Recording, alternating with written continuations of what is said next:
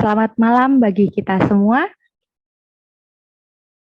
Selamat datang kepada kita semua, Bapak, Ibu, dan saudara-saudari yang telah bergabung di acara Belajar Alkitab Interaktif Online UNI Indonesia Kawasan Barat. Kami juga mau menyapa Bapak, Ibu, dan saudara-saudari yang menyaksikan acara ini melalui media virtual Zoom maupun melalui streaming Facebook dan YouTube. Kita bersuka cita, kita boleh melangsungkan acara ini. Ini adalah malam yang pertama. Kami harap Bapak, Ibu, dan saudara-saudara semuanya boleh bergabung di malam-malam berikutnya. Sebelum kita memulai acara kita akan mendengarkan sebuah lagu pujian yang akan dibawakan dari KOR Distrik Medan Selatan yang akan diputarkan oleh host.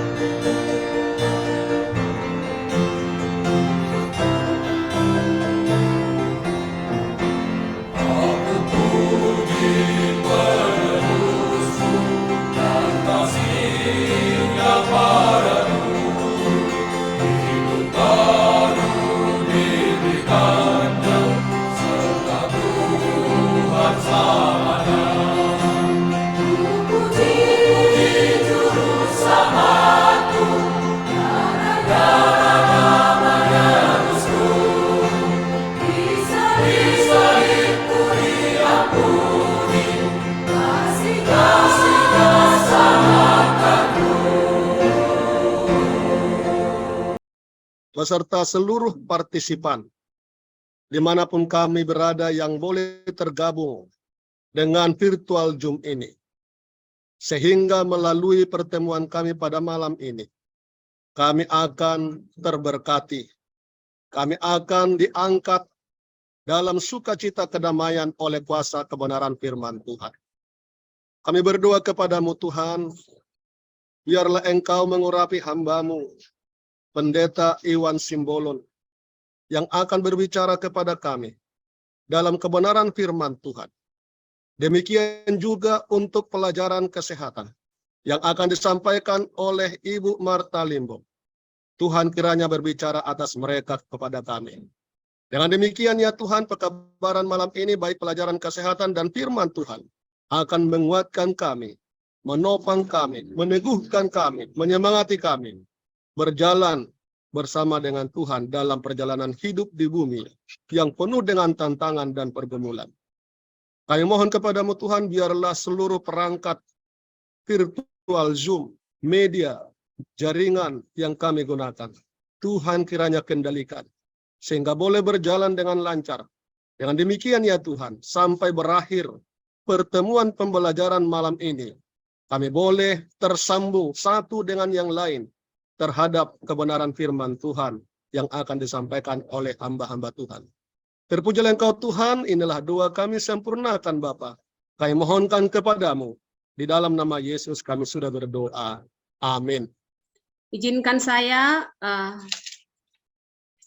menyampaikan berita kesehatan sebelum kita akan mendengarkan firman Tuhan yang dibawakan oleh hambanya, Pendeta Iwan Simbolon. Malam ini kita akan berbicara tentang typhoid atau yang sering kita sebut dengan demam typhoid. Nah, kita akan membahas 4 topik yang lebih spesifik tentang typhoid. Kita bahas apa itu typhoid, bagaimana cara mencegahnya, bagaimana penularannya, dan bagaimana cara mengendalikan typhoid itu sendiri. Sejarahnya, penyakit demam typhoid ini ditemukan. Jadi pada abad ke-19, ada seorang wanita bernama Mary, berkebangsaan Irlandia, datang ke Amerika, bekerja sebagai juru masak di beberapa rumah orang-orang kaya. Begitulah Mary bekerja, dari satu rumah ke rumah yang lain, dari satu tempat, mungkin restoran yang bagus, ke tempat yang lain. Secara penampilan, Mary terlihat sehat, sehingga tidak dicurigai bahwa dia mengidap sebuah penyakit. Sampai suatu saat Mary dijumpai ternyata adalah penderita typhoid yang sudah sembuh, atau kita sebut carrier, sudah sembuh tapi masih dapat menularkan. Itu terjadi di abad 19. Nah, sekarang sudah di abad 21, ternyata demam typhoid ini belum kunjung dapat dibasmi 100%. Kalau penyakit polio mungkin sudah habis ya, nggak ada lagi di dunia atau Indonesia. Tapi ini kenapa sampai 1 abad, 2 abad, 200 tahun ternyata typhoid ini sulit untuk dimusnahkan. Nah, di Indonesia sendiri ini merupakan penyakit yang menempati peringkat 3 besar, khusus penyakit infeksi menular yang menjalani rawat inap. Dan ini hampir merata pada semua provinsi yang ada di Indonesia, dapat menularkan kepada semua usia, tidak pandang bulu apakah anak-anak, dewasa, atau lansia. Nah, kita bahas kembali apa itu demam typhoid atau penyakit tipes. Penyakit tipes ini sendiri adalah penyakit infeksi akut, ya. Jadi terjadi dalam waktu yang kurun dekat, hanya kurun 5-10 hari langsung terdeteksi.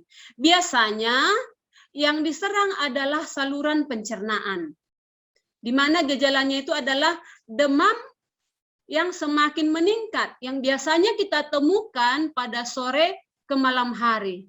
Namun demam ini bisa berlangsung 1 minggu bahkan 2 minggu.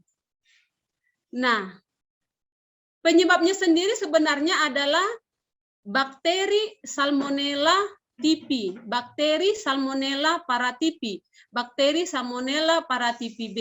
Nah, bakteri ini dapat kita temukan pada feses atau pada kotoran manusia, atau kita temukan pada air seni, kencing manusia.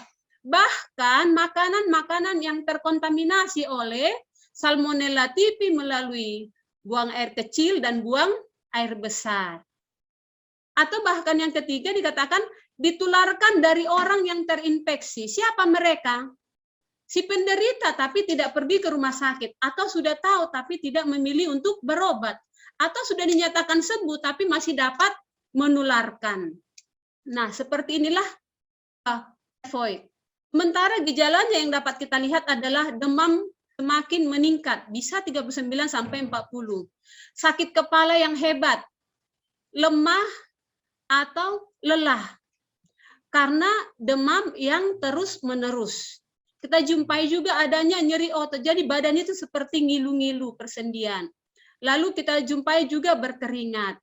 Lalu hilangnya nafsu makan. Ini salah satu gejala yang khas daripada demam typhoid. Tidak selera makan, mungkin dia bisa coba 2-3 makanan, tapi hanya makan 1-2 sendok. Lalu ditemukan sakit perut, tepatnya nyeri pada usus, karena di sanalah diserang oleh Salmonella typhi tadi. Lalu yang lain-lain, kalau yang lebih parah bisa muncul bintik-bintik, atau bahkan lidah kotor, hampir lidahnya semua memutih. Nah, pengobatan untuk demam typhoid, satu-satunya pengobatan yang paling efektif sebenarnya adalah antibiotik karena penyebabnya tadi adalah bakteri Salmonella typhi. Jadi harus dimusnahkan dengan antibiotik. Namun selain antibiotik masih ada upaya yang dapat kita lakukan. Salah satu adalah minum air banyak, air mineral yang banyak. Karena ini menolong si penderita terhindar dari dehidrasi karena demam yang berkepanjangan. Lalu yang kedua apa? Istirahat total atau bed rest. Jadi pasien demam tifoid dianjurkan memang benar-benar rest, istirahat, jangan melakukan aktivitas. Ya. Lalu yang ketiga, makan makanan yang mudah dicerna. Karena kebetulan yang diserang adalah usus halus, tepatnya di sana adalah penyerapan nutrisi, maka ini sedang tidak baik-baik saja. Sehingga adalah baik memberikan makanan dalam bentuk bubur atau yang lunak, sehingga ini siap dicerna, akan mengurangi kerja usus itu sendiri. Lalu bagaimana penularannya? Kok sampai 2 abad ini demam tifoid ini tidak tuntas ditangani? Yang pertama adalah transmisi oral, perpindahan melalui mulut. Jadi yang sangat jelas adalah disebut fekal oral. Ya, feses atau kotoran yang masuk melalui mulut. Tapi caranya melalui yang 3 cara ini. Yang pertama, masuk langsung ke mulut manusia itu. Caranya bagaimana? Makanan yang kita masukkan melalui mulut ternyata telah terkontaminasi Salmonella typhi. Jadi kalau kita di rumah, kita pastikan makanan kita bersih, hygiene. Tapi kalau kita makan di luar, di pinggir jalan, tidak bisa kita garansi bahwa ini bebas dari Salmonella typhi. Yang kedua adalah transmisi dari tangan ke mulut. Jadi tangan yang tidak bersih atau tangan si penderita yang mungkin buang air besar lalu cebok tidak bersih, jari-jarinya ini mungkin kukunya panjang atau kurang bersih, bersentuhan langsung dengan makanan yang disiapkan untuk keluarga atau yang dia langsung makan sendiri. Jadi tetap melalui mulut masuknya. Yang ketiga adalah transmisi kotoran. Jadi mungkin masih ditemukan ada ya manusia yang tidak aware, tidak peduli dengan orang lain, sehingga masih buang air kotoran itu kemana? Ke sungai, masih kencing ke sungai. Sementara ada orang lain yang menggunakan air sungai ini untuk dikonsumsi sehari-hari. Dari sinilah perpindahannya. Nah, apa upaya yang boleh kita lakukan supaya kita terhindar atau mencegah terkenanya demam tifoid? Yang pertama adalah cuci tangan. Cuci tangan sesering mungkin, ya 10 langkah lalu cuci tangan. Kalau tidak air, mari kita gunakan hand sanitizer sehingga kuman-kuman bakteri-bakteri yang di tangan tidak akan masuk ke mulut kita. Yang kedua, hindari minum air mentah.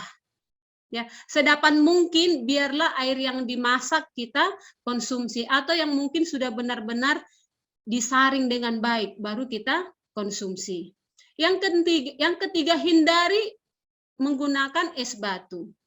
Kita tidak bisa garansi es batu ini apakah air mentah atau air yang telah dimasak lalu dibentuk menjadi es batu.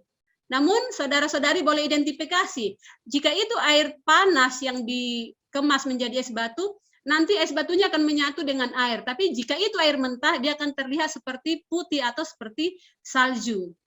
Lalu yang keempat, hindari buah dan sayur mentah. Memang ada beberapa berpikir, ini nutrisinya, gizinya lebih bagus.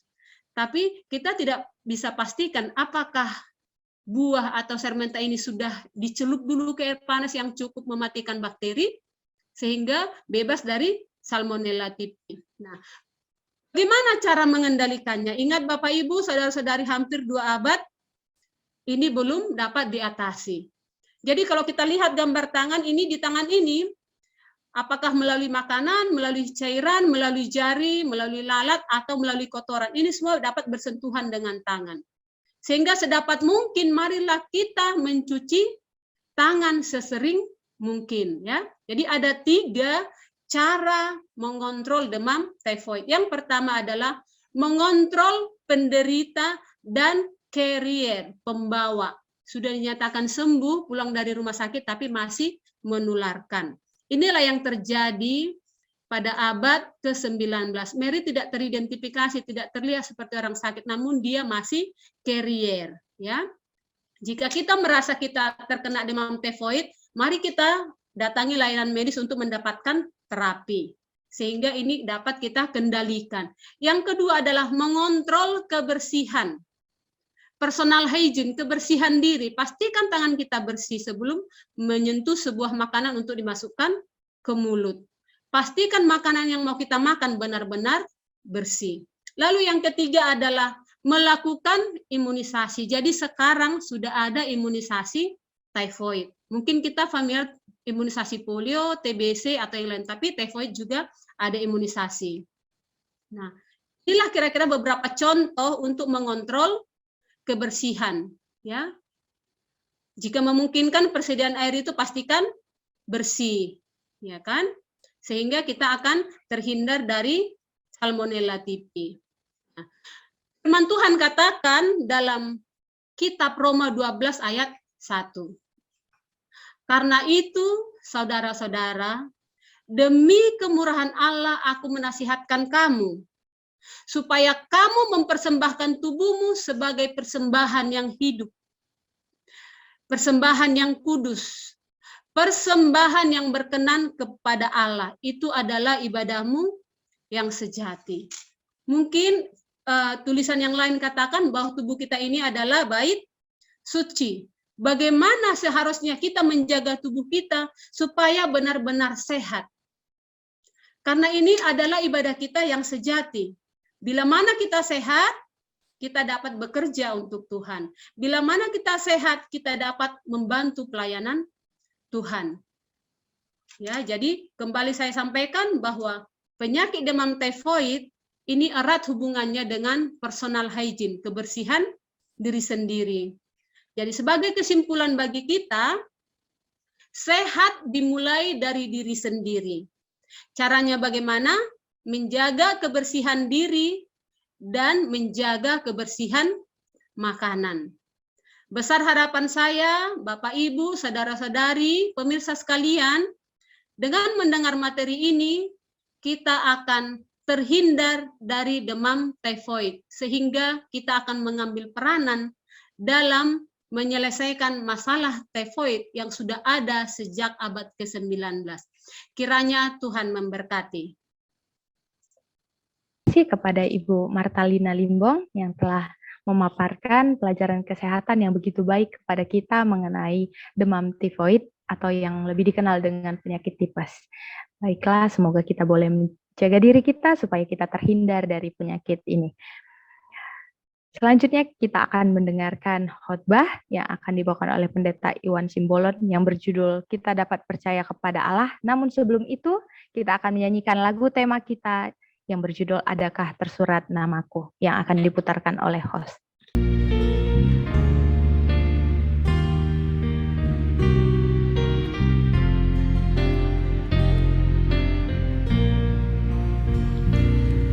Kesusahan dunia berlalu, kerajaan Tuhan segeralah. Yesus sudah siapkan bagimu tempat penantian yang indah. Di sana, di surga, adakah namaku tersurat? Tuhan tolongku setia selalu, hingga waktu itu kan tiba.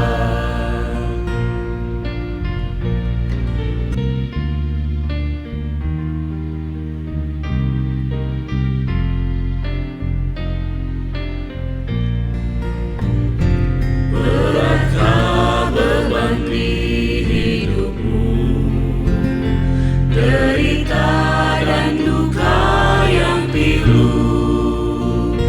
Mari datanglah pada Yesus, Dia akan beri damai kepadamu. Di sana, di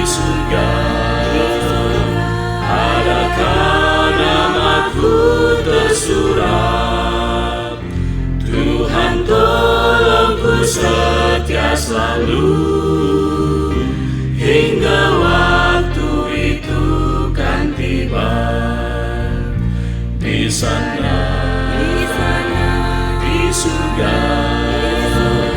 adakah namaku tersurat? Tuhan tolongku setia selalu, hingga waktu itu kan tiba. Hingga waktu itu kan tiba. Iwan Simbolon, dipersilahkan.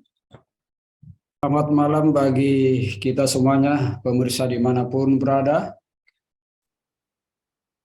Kita berjumpa kembali dalam belajar Alkitab interaktif online. Pada malam hari ini kita akan belajar bagaimana kita mengenal dan percaya kepada Allah. Saudara-saudara yang diberkati oleh Tuhan, kita perlu mengenal dan percaya kepada Tuhan dan bagaimana kita mempercayai Tuhan lewat ciptaannya. Pada abad ke-5 sebelum Masehi, Sokrates pernah mengatakan genoti sauton kai meden agan.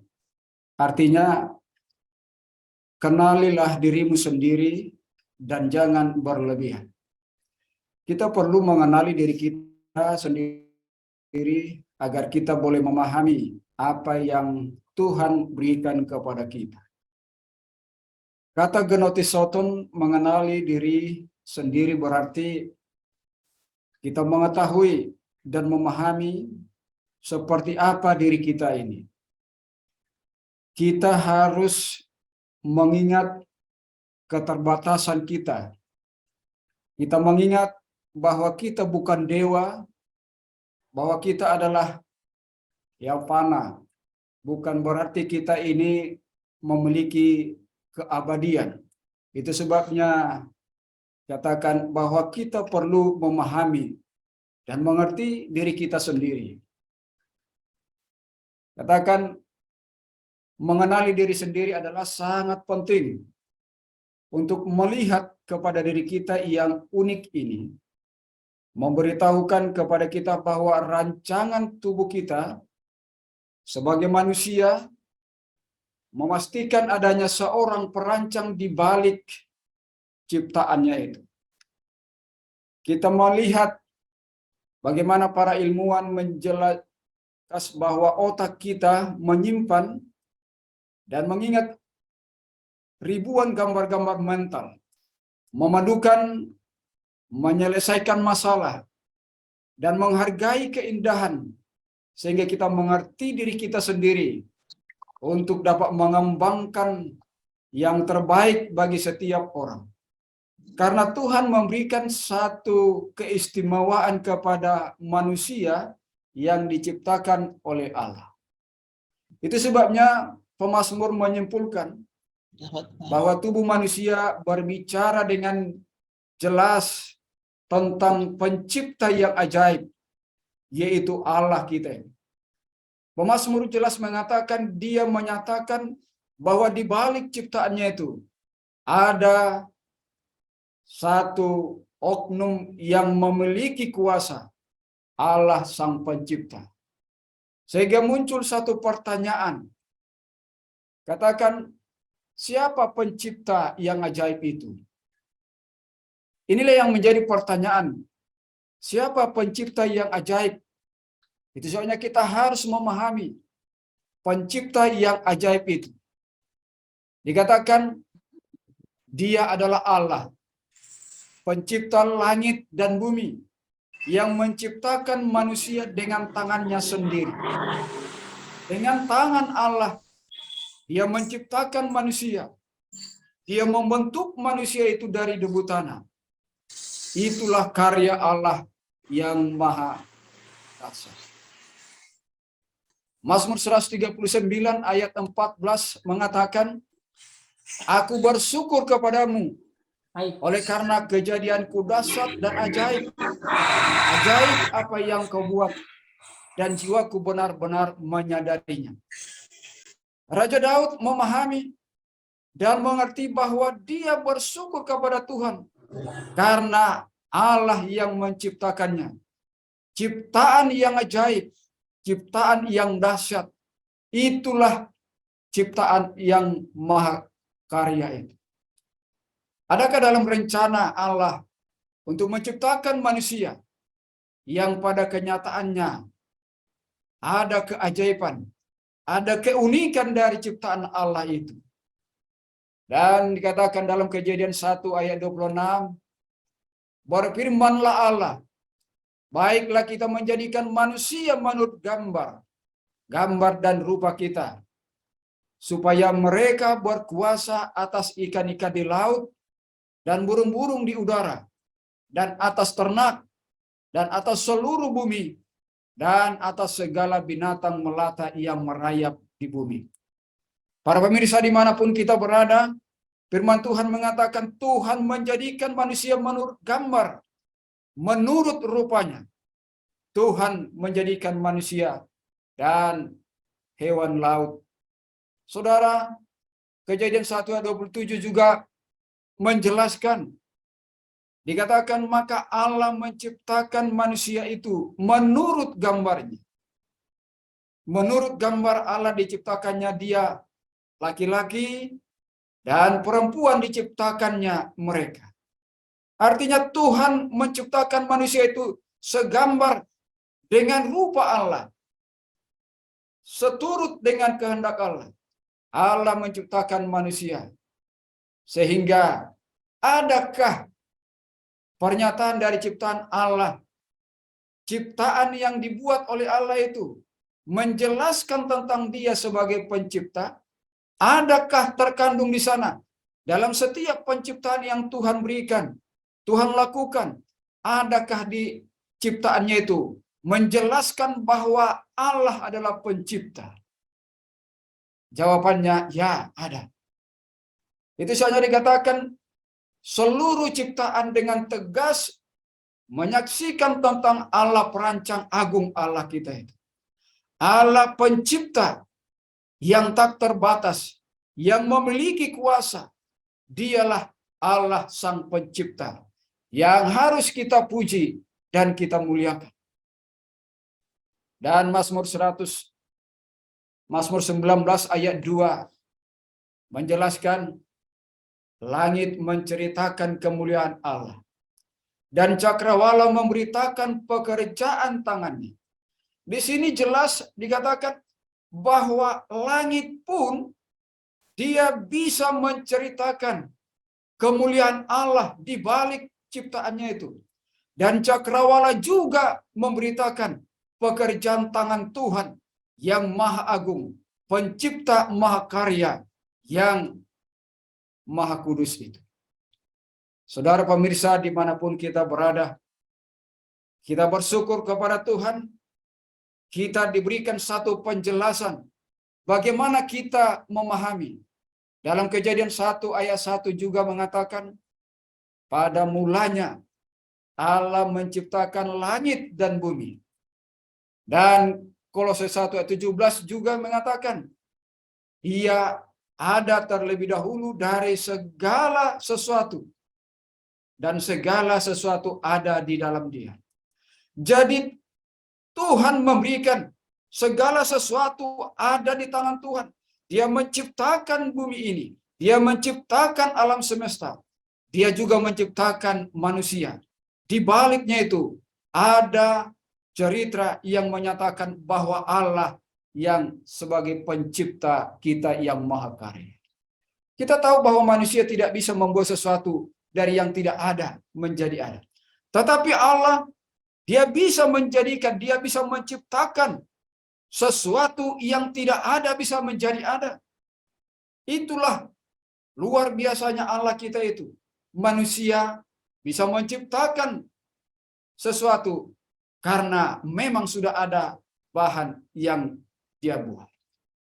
Pemirsa yang diberkati oleh Tuhan, Allah adalah sebagai perancang.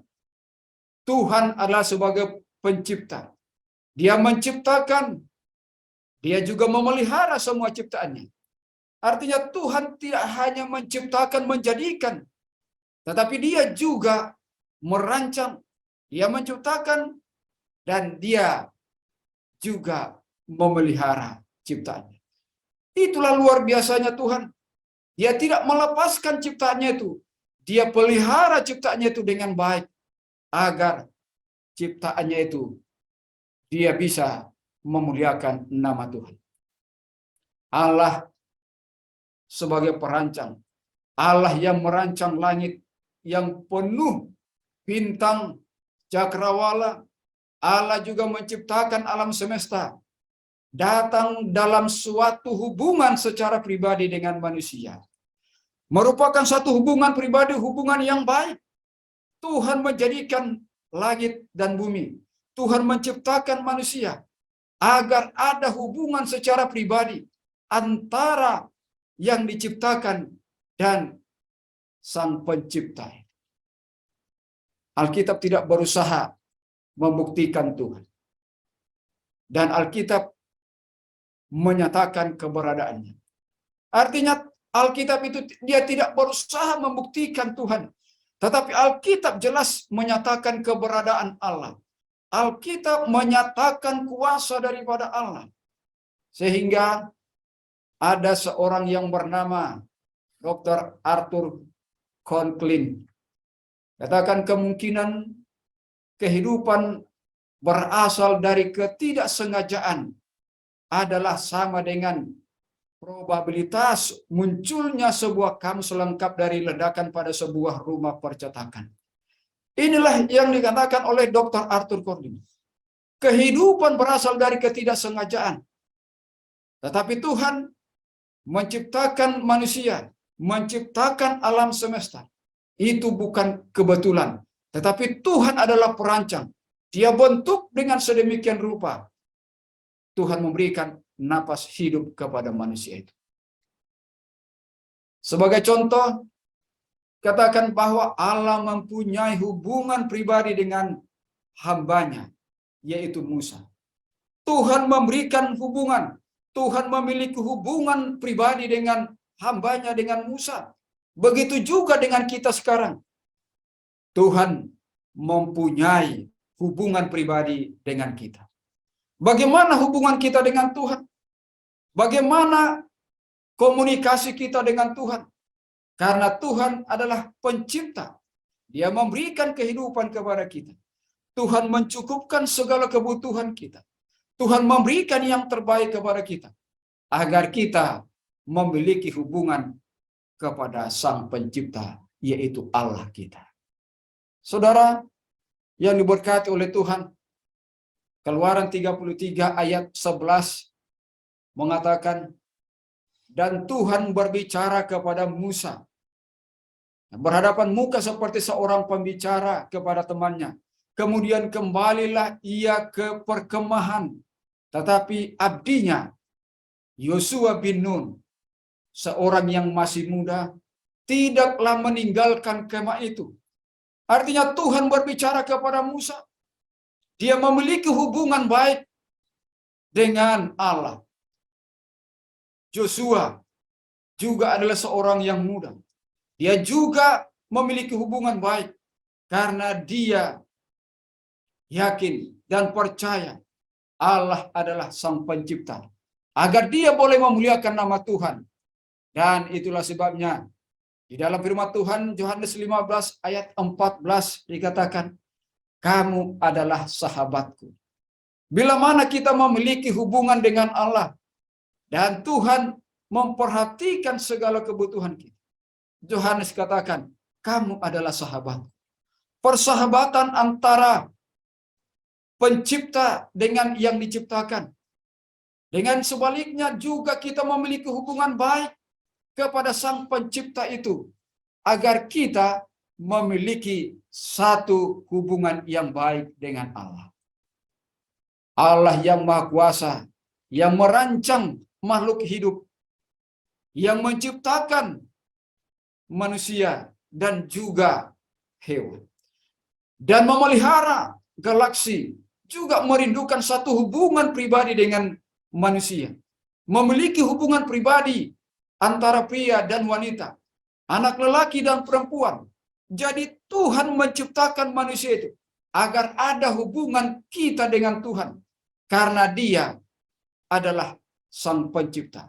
Kita menyembah Tuhan, kita sujud kepada Tuhan karena Dia adalah penyembah, karena Dia adalah Allah kita yang harus kita sembah dan kita muliakan, yang memiliki satu kuasa di dalam kehidupan kita. Firman Tuhan mengatakan dalam Mazmur 8 ayat 4 sampai ayat 5 dikatakan, jika aku melihat langitmu, buatan jarimu, bulan dan bintang-bintang yang kau tempatkan, apakah manusia sehingga engkau mengingatnya? Apakah anak manusia sehingga engkau mengindahkannya? Di sini jelas dikatakan bahwa aku melihat langit. Jikalau aku melihat langitmu, buatan jarimu, cakrawala, bintang yang ada di langit yang kau tempatkan, apakah manusia memiliki alasan untuk tidak menyembah kepada Tuhan, untuk tidak mengingat Allah sebagai pencipta? Saudara yang diberkati oleh Tuhan, katakan bahwa pencipta kita, Allah kita itu sangat memperhatikan masing-masing kita. Allah sangat peduli kepada kita, dan Dia menaruh perhatian penuh kepada kita secara pribadi, karena Allah adalah Sang Pencipta kita. Saudara yang diberkati oleh Tuhan dan juga pemirsa dimanapun kita berada, alasan utama mengapa kita harus percaya kepada Allah sebagai pencipta, alasannya yang pertama adalah karena rancangan dan yang rinci dalam segala sesuatu yang Dia ciptakan tentang kita adalah rancangan yang mulia. Dan yang kedua alasannya adalah karena kerinduan kita kepada Allah dalam ciptanya yang membuat kita gelisah sampai memuaskan kebutuhan kita menemukan keterangan itu di dalam Dia. Penjelasannya, keterangannya ada di dalam diri Yesus. Kita rindu kepada Tuhan agar kita menyatakan bahwa kita adalah yang diciptakan. Lalu alasan yang ketiga, dan bila mana kita mencari dan menemukan Allah, maka Tuhan akan memuaskan semua kebutuhan dan kerinduan kita itu. Jadi kita harus menyadari, kita harus menemukan dan mengakui bahwa Tuhan adalah pencipta. Tuhan akan memuaskan kebutuhan kita, dan Tuhan akan menyediakan segala kebutuhan kita. Seperti apakah Allah itu sesungguhnya bagi kita? Bagaimana kita melihat Allah itu? Allah Sang Pencipta itu bagi kita? Dikatakan bahwa Allah itu adalah seperti kita. Karena kita diciptakan menurut gambar dan rupa Allah. Bagaimana Allah itu? Kita adalah gambaran daripada Allah. Kita adalah yang ciptakan. Allah itu seperti kita. Karena kita yang diciptakan segambar dan serupa dengan Allah. Itulah gambaran kita sebagai yang diciptakan oleh Allah. Ketika kita diciptakan sesuai dengan gambar Allah itu, kesanggupan kita untuk memantulkan dan merasa, mengingat dan berharap untuk memahami, menganalisa, semua berasal dari Allah. Kita harus memahami dari segala sesuatu yang ada, apa yang ada di dalam kehidupan kita, itu berasal daripada Allah, yaitu Sang Pencipta itu. 1 Yohanes 4 ayat 8 firman Tuhan katakan, Allah berhubungan dengan manusia dengan hatinya yang penuh kasih, sebab Allah adalah kasih. Jadi Tuhan adalah gambaran kasih. Allah berhubungan dengan kita dengan hati yang penuh. Itulah gambaran kasih daripada Allah. Karena Tuhan itu adalah kasih adanya. Lalu apakah yang dilakukan Allah bagi kita sebagai orang yang dikasihinya? Adakah yang dilakukan Tuhan bagi kita sebagai kita yang diciptakan Allah? Sebagai kita yang dikasihi oleh Allah? Atau hanya diciptakan? Tetapi dikatakan Allah Bapa kita yang pengasih ini, Dia ingin untuk berbuat lebih dari sekedar menyatakan dirinya di dalam Yesus Kristus melalui firman. Dia menyatakan dirinya melalui Yesus Kristus lewat firman-Nya yang kita dengarkan maupun yang kita pelajari selama ini. Bahwa itulah yang menyatakan tanda kasih Yesus kepada kita, tanda kasih Allah kepada kita, ciptaannya itu. Dan sebagai bukti dari kasih Allah, memutuskan mengaruniakan anaknya yang tunggal datang ke dunia ini. Dia menjelma menjadi manusia di dalam diri Yesus. Dia merendahkan dirinya. Dia utus anaknya yang tunggal itu menjadi juru selamat bagi kita. Allah menciptakan kita. Dan Tuhan juga menyediakan juru selamat untuk menyelamatkan manusia dari dosa. Luar biasa Tuhan Allah kita itu. Dia selalu memperhatikan kita. Dia ciptakan kita. Dia perhatikan kita. Dan Dia berikan juga anaknya yang tunggal, Yesus Kristus, untuk menjadi juru selamat bagi kita. Firman Tuhan mengatakan dalam Kolose 1 ayat yang ke-15, dikatakan, Ia adalah gambar Allah yang tidak kelihatan, yang sulung, lebih utama dari segala yang diciptakannya itu. Saudara, pemirsa dimanapun kita berada, apa yang dikatakan oleh firman Tuhan, Dia adalah gambar Allah yang tidak kelihatan. Dia lebih utama dari segala yang diciptakannya. Dan Yohanes 14 ayat 19 juga mengatakan, barang siapa telah melihat aku, dia telah melihat Bapa. Jikalau kita percaya kepada Yesus Kristus yang menjadi juru selamat pribadi kita, walaupun kita tidak melihat Allah, tetapi kita percaya kepada Yesus Kristus yang menjadi juru selamat, Dia mati di kayu salib. Dikatakan, barang siapa yang telah melihat aku, ia telah melihat Bapa. Kita melihat Allah. Itulah gambar wujud daripada Allah. Penerimaan kita kepada Yesus Kristus. Dan itulah sebabnya firman Tuhan katakan dalam Yohanes 3 ayat 16. Ayat yang biasa yang kita bacakan. Yang menjadi puncak dari kasih Bapa dikatakan, karena begitu besar kasih Allah akan dunia ini, sehingga Ia telah mengaruniakan anaknya yang tunggal, supaya setiap orang yang percaya kepadanya tidak binasa, melainkan beroleh hidup yang kekal. Ini adalah jaminan yang pasti. Tuhan mengasihi kita. Tuhan tidak membiarkan kita binasa.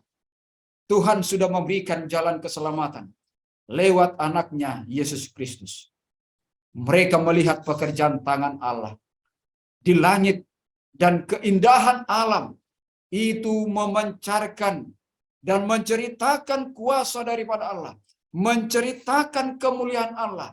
Di balik ciptaannya itu ada oknum yang memiliki kuasa untuk menciptakan. Yesus mati memberi kita kehidupan yang kekal. Selama berabad-abad orang bertanya-tanya dan berharap dan memimpikan tentang Tuhan itu. Kapan dan di mana Tuhan? Tetapi di kayu salib, inilah wujud pengorbanan Yesus. Yesus memecahkan kesunyian sepanjang zaman. Dan orang mendapati dirinya, mereka melihat langsung wajah Tuhan. Melihat Dia, bahwa Dia benar-benar adalah kasih. Kasih yang abadi dan yang kekal. Saudara yang diberkati oleh Tuhan, apa yang kita pelajari pada malam hari ini menyatakan ciptaannya itu adalah sesuatu yang memiliki cerita, menunjukkan kuasa. saudara pemirsa dimanapun kita berada. Biarlah kiranya dengan pelajaran kita pada malam hari ini, kita semakin diteguhkan, kita merasakan, kita percaya bahwa Tuhanlah Sang Pencipta kita. Tuhan Yesus memberkati kita. Amin. Mari kita berdoa. Bapa kami Tuhan Allah yang di surga, terpujilah nama-Mu ya Tuhan, oleh karena Tuhan sudah memberikan satu pelajaran yang berharga bagi kami pada malam hari ini. Biarlah kiranya Tuhan, kami semakin memahami dan mengerti bahwa semua yang Engkau ciptakan menceritakan kuasa dan kemuliaan. Terima kasih Tuhan, biarlah kiranya Roh-Mu yang selalu menuntun kami, agar kami melihat bahwa Engkau adalah Allah kami. Terima kasih Tuhan, berkati para pemirsa dimanapun mereka berada pada malam hari ini, yang dapat menyaksikan belajar Alkitab online pada malam hari ini. Tuhanlah yang menuntun mereka. Memberkati mereka ya Tuhan, memberikan kuasa pengertian, agar kami boleh menyatakan bahwa Engkau adalah Allah Pencipta kami. Terima kasih ya Tuhan, ampuni dosa kami. Di dalam nama Yesus kami berdoa. Amin.